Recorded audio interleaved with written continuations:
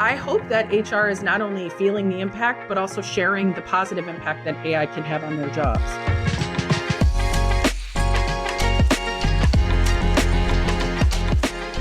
Welcome to the TroopHR Podcast. I'm your host, Taylor Bradley. If you've ever had employees that thought AI sounds powerful, but I'm not sure where to start, this episode is for you. Today we're joined by Theresa Fesinstine, a longtime HR leader and founder of PeoplePower.ai, who brings a refreshing, no-jargon perspective of how HR professionals can confidently step into the world of generative AI. Whether you're curious, cautious, or already experimenting, Theresa breaks down with humor, clarity, and real-world ideas that are easy to act on. From debunking common myths to showcasing smart tools that simplify our day-to-day, this conversation is about reclaiming our time, our creativity, and yes, our power. I've asked Theresa to kick us off on the ground floor by asking if she had to describe artificial intelligence to someone that was not familiar with the technical side of it, how can it benefit them, and what would be her description? I would say that artificial intelligence, and I'm actually going to truncate this down to a more focused conversation on generative AI, because I think when we talk about AI, that's where the conversation goes. I would say generative AI is a technology that can serve as a sort of really educated advisor on work that you're doing to help create efficiency in your work. So it speeds things up. It adds greater insight to the data and the information you have. And it's a pretty easy tool to learn. Absolutely. I love that. That's one of the ways that I also share how it can benefit you. Now, our podcast is geared towards HR professionals, and I've often heard, less so recently, that HR is not going to be impacted by AI because it's human resources, after all. So I'd love to get your take, even a hot take. We're open to spicy things here. Is how are you seeing artificial intelligence, agree with you, we can zero in on Gen AI, impacting HR? The comment itself that HR won't be impacted implies that the only impact is negative. And I don't stand on that pedestal, if you will. I hope that HR is significantly impacted in the ways that we've always wished our work could be more focused on the want to haves, the building of culture, the fostering connection, the creating workplace experiences where people truly feel they can thrive, and less on the multiple days of culling together reports or trying to decipher data that we were just not trained or focused on doing for the first years of our careers. And so there's this context that I talk about a lot. I worked in HR for 25 years, as many people know. I pivoted 3 years ago. And I think for me, if I were back in-house today, I would damn sure hope that AI was impacting my job. I would hope that I was working with my team to help them increase their own professional trajectory and pace of trajectory because they were able to focus on their learning. I would hope that the insights that we gathered from our employees through the engagement conversations and the performance conversations were actually quickly turned into meaningful impact that they would feel very quickly. And I would hope that some of the things that sat on that wish list for literally 20 years of my career were actually done. I want HR to have an impact, not only on the work that we do, but I want HR as the leader of adoption in AI. And I know that kind of might sound spicy or scary, but I hope that HR is not only feeling the impact, but also sharing the positive impact that AI can have on their jobs. And what you've touched on that really resonates with me, and I often discuss this, is the adoption of AI is very much a human change management cycle. 100%. So you spoke about getting folks to start to adopt this, and oftentimes that starts with educating. So what are some of the myths that you've helped bust for folks that may have been hesitant to adopt AI? I think the first myth that people realize once they attend one of my workshops or I have a conversation with them is that you don't need to be a highly technical practitioner or analyst to be able to use these tools. For me, if I take a step backward into the late 20 teens, if you will, so 2015, 2017, 2019, I know myself and a lot of HR practitioners were really getting hit heavy with you need to understand your numbers, you need to understand data. And for myself, I wasn't educated on that. So I went to classes like at General Assembly and tried to understand how to use tools like Tableau and really deeply understand this data. And it honestly was just not the way my brain worked. I had also this myth in my mind that quote unquote, this stuff was really complicated. And when generative AI came out and I started using it back in 2022, December 5th to be exact, 5 days after it launched, I started to put some complicated questions in there. And I think that was my first realization too, was, oh, I don't need to know all those things that I was trying to learn in order to keep up with the data. So number one is you don't need to be a data scientist. All you need to be able to do is formulate a strong question. Number two, I would say is there are a lot of HR leaders still today waiting to be given direction on what should be happening within their function. And I think the myth there is that it's going to be somebody else outside of our function to tell us how to use AI. There's a reality that we all are going to see that functions, departments, skills start to be expanded around the functionality of AI that others outside our departments aren't going to be able to answer for us. And so myth number two is instead of waiting to be directed on how you should be using AI, you should be the one finding your educators, looking for resources to help you understand how to leverage these tools, and then directing your partners, such as IT and your help desk, on how they can help you implement these tools. So I guess myth number two is instead of waiting for somebody else to tell you what to do, it is the responsibility on us in HR to figure it out and to give the feedback for what we need. And I think number three, and I've heard this from a lot of clients lately, Taylor, the conversations that are coming to me that say, hey, mid-year this year, we gave everybody access to this and we told people to explore it. And gosh, we're just shocked that nobody's doing it. This myth that, build it or buy it and they will come to learn is just not, it's just not happening. Employees are amongst an entire range of exploration and comfort levels. As you said, this is about change management. And so in that change management, we have to recognize that some people are going to need to be guided. And that's probably, the 80% versus the 20%. And so if you're surprised that your team members aren't like gleaning onto it, you might need to recognize that there does often need to be some guided facilitation of those early learning stages to help employees understand the art of what's possible. And then that curiosity can take people a lot farther. All brilliant points. One that I'd like to highlight back for listeners is we often hear this myth of, I don't know how to use the tool, or it seems too technical. So when I speak at conferences, the one example I provide is my 4-year-old daughter uses Gen AI every day. And she's starting to get pretty good at prompting. And what she does is she gives me a place, an animal, and an activity. And usually that's somewhere in the ballpark of it's a unicorn in a ballerina outfit at a playground or something. And she knows that if she gives me those three inputs on a prompt, she will get a custom coloring book page that we can print out and that she can draw on. And that has now become a pretty regular thing for us. We also use ChatGPT's advanced voice feature where we will sit outside or when we're walking and hiking and she'll pause. And last night it was the moon. She wanted to learn about the moon. So we brought on the chat voice and she was able to interact with it. And she learned that the moon is, and it's all geared towards a toddler, is a giant rock and it's our friend.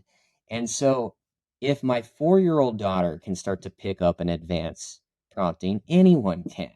But you have to show two important things. One is what is in it for them, just like any good instructional designer would say, right?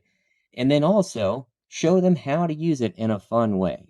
And so we have a prompt library that we have in our organization, and all of the prompts in there are generally non-technical. They have been curated to be around communication because that's often a big barrier inside organizations and points of friction. And so we've encouraged folks, now that you have access to Gemini internally, go ahead and use that to refine some of your communications.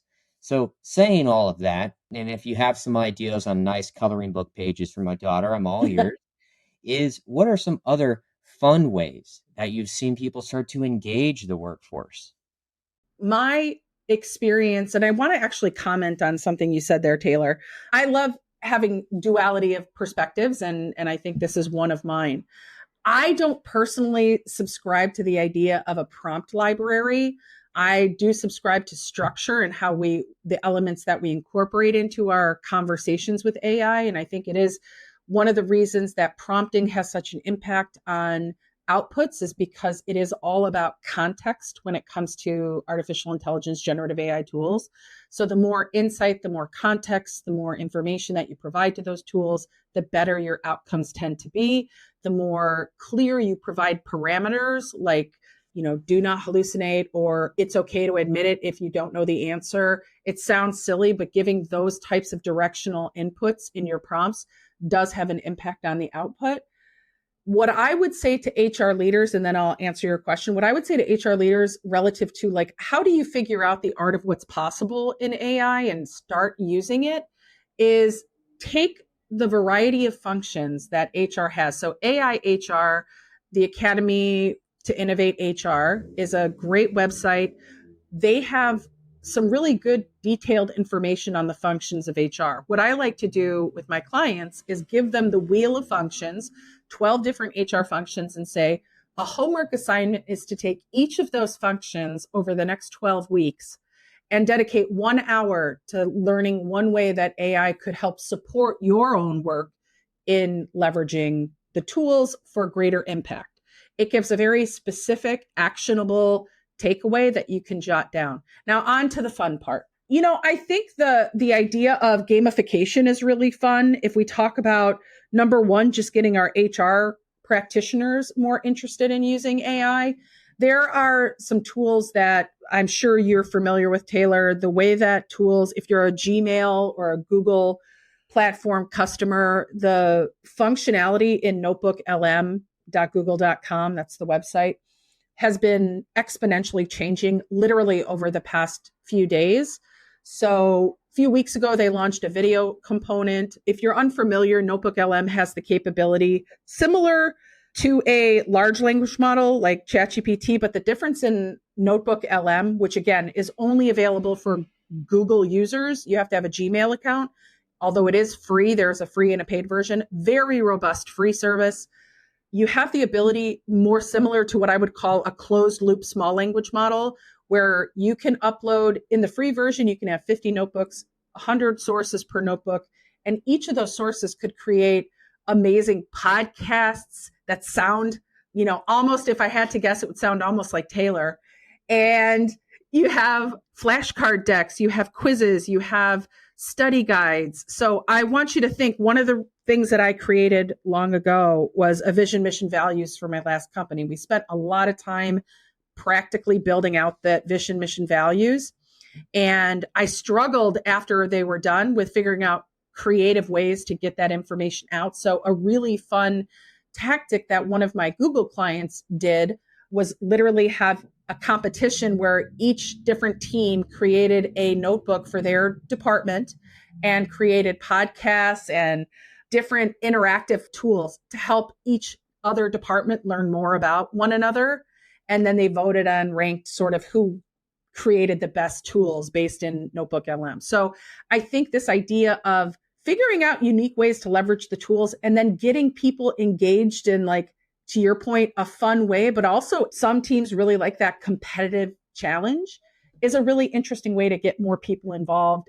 And I also think incentives make a big difference. If you were to give somebody, the prize was, instead of just the accolades of winning the contest, but you said, in addition to winning the contest, you get to find a brand new tool that will work and help you in your job using AI. And so make AI part of the prize winning.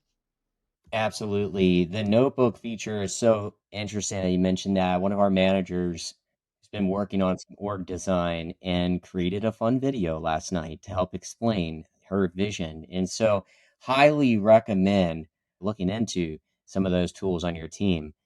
Now, taking a broader perspective on some unique tools that are out there, aside what you've already mentioned, is there anything else that in the HR space, or maybe a little bit more broader, that has caught your eye?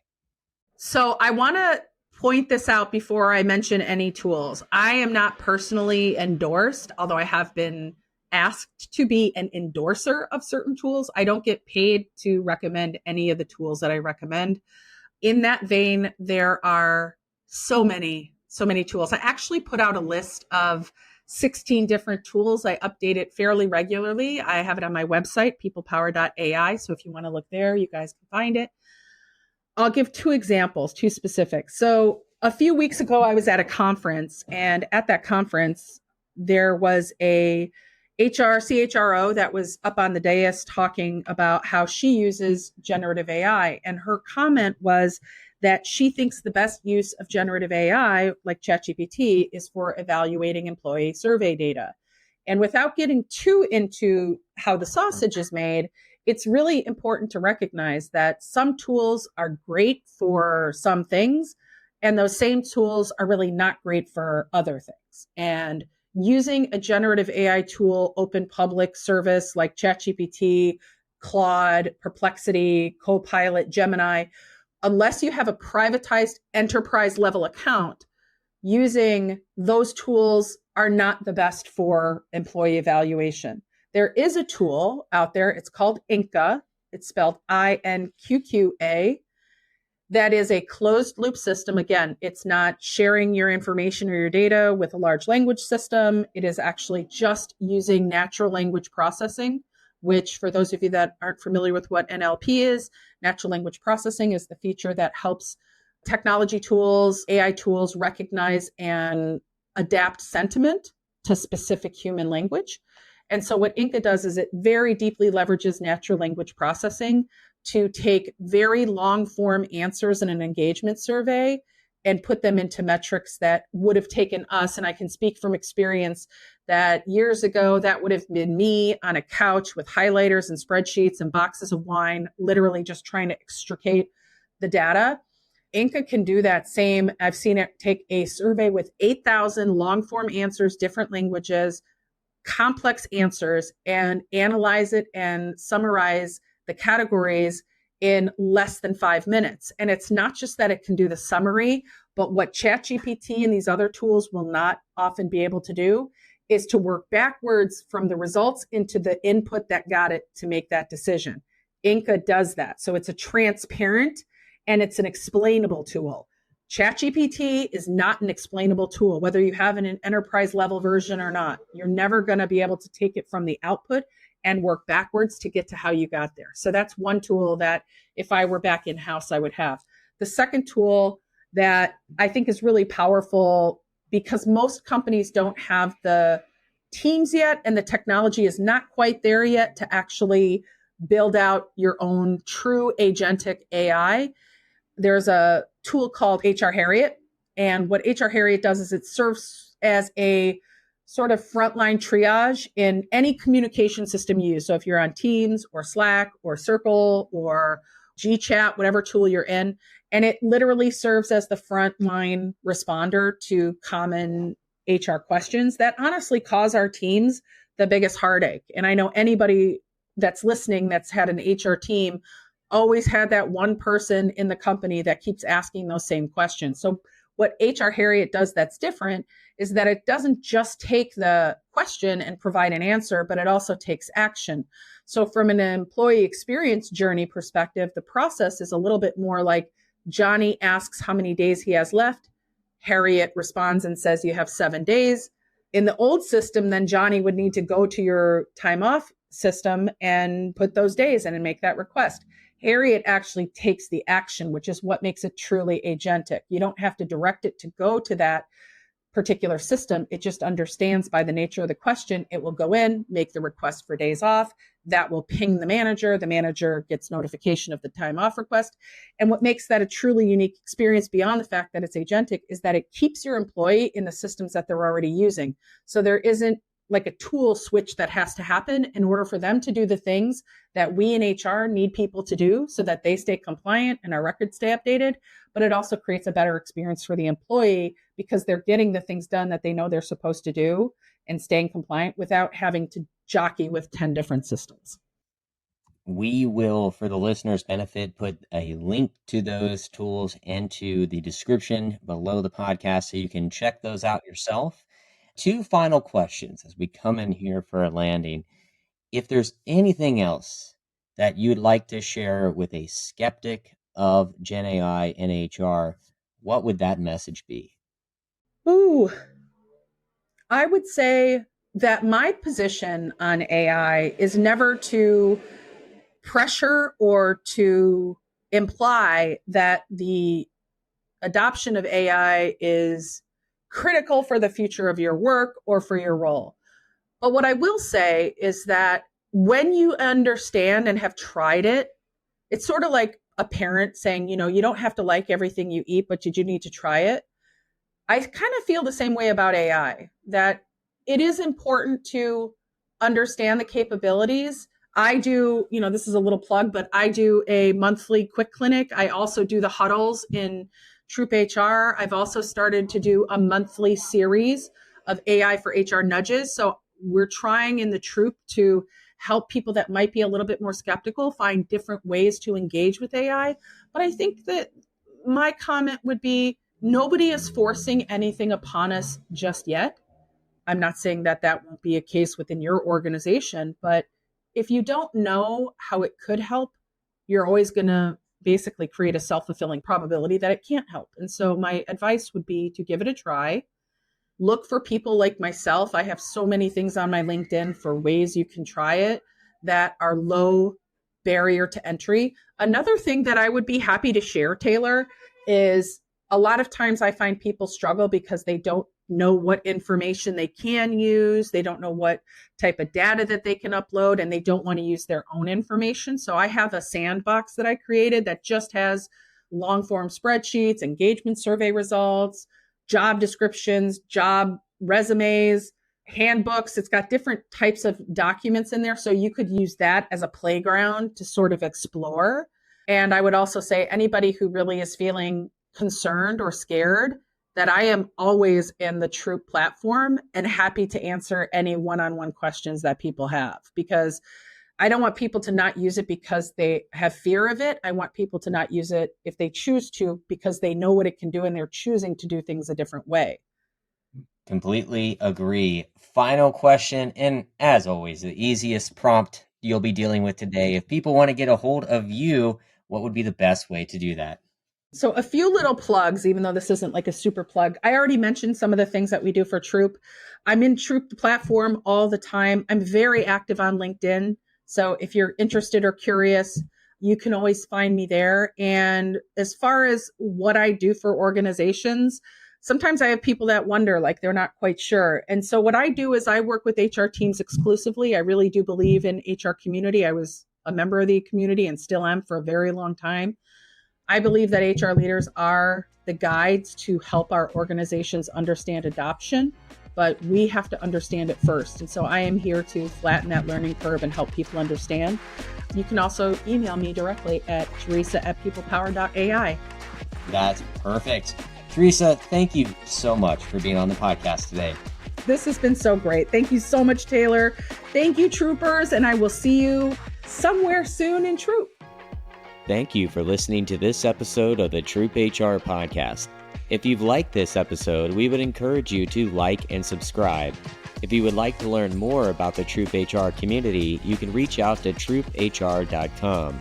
In the meantime, keep living the dream.